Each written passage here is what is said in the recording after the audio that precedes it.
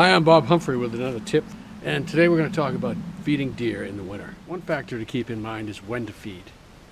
As fall turns to winter, the deer's digestive system changes. It adapts to their food, which in winter is largely coarse woody browse that's very difficult to digest.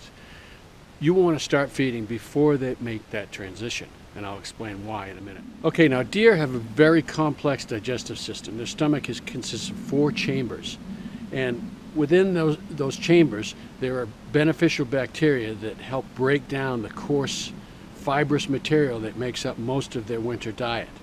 That develops as fall turns to winter and their diet shifts. If you start too late and you give them the wrong kind of food, you can upset that balance in their digestive system, and given the wrong food at the wrong time, a deer could actually starve to death with a full stomach. So it's important that you give them the right food.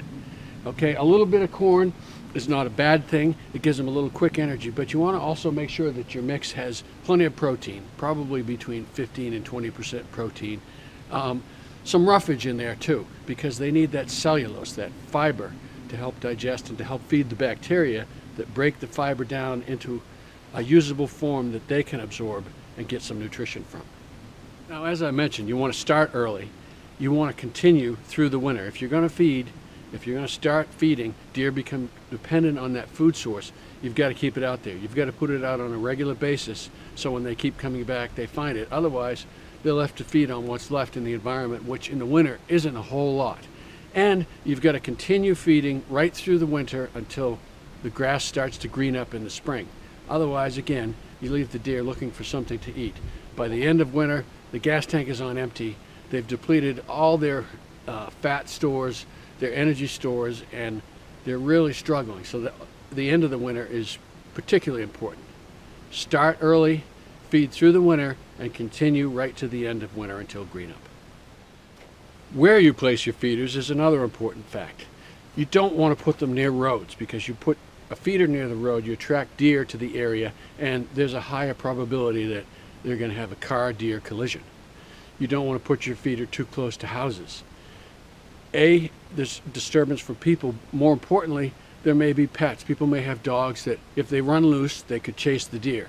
And even if they don't catch them, that's additional stress that the deer can't really afford to experience. They can't afford to burn up those valuable energy reserves this time of year. So keep it away from houses. Keep it away from roads.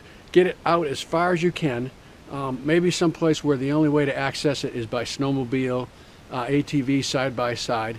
And then again, go out on a regular basis, maybe once a week, once every 3 or 4 days, depending on how much food they eat, how many deer there are, what their consumption rate is, so that you keep your feeder full through the winter. Here's a tip. If you're going to put out a feeder, you might want to consider putting some kind of fencing like this in the feeder to act as an antler trap. This is the time of year when bucks are shedding their antlers, and as they come up to feed, the antlers will rub against the fence, will knock into it, and if they're loose enough, they may drop right into the feeder, and next time you come to feed, there'll be a nice little surprise in there for you. Now here's another tip. If you're going to put a feeder out, you may as well put a camera on it.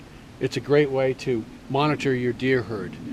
You can look at the pictures and see which bucks are still alive, which ones made it through the hunting season and will likely be available this fall for harvest. You can look at the does, count the number of does, how many fawns did they have, see what kind of productivity they have, which ones might be a year older next year, and just get a general idea of the number of the deer in your area, how many you're feeding, how many you're supporting.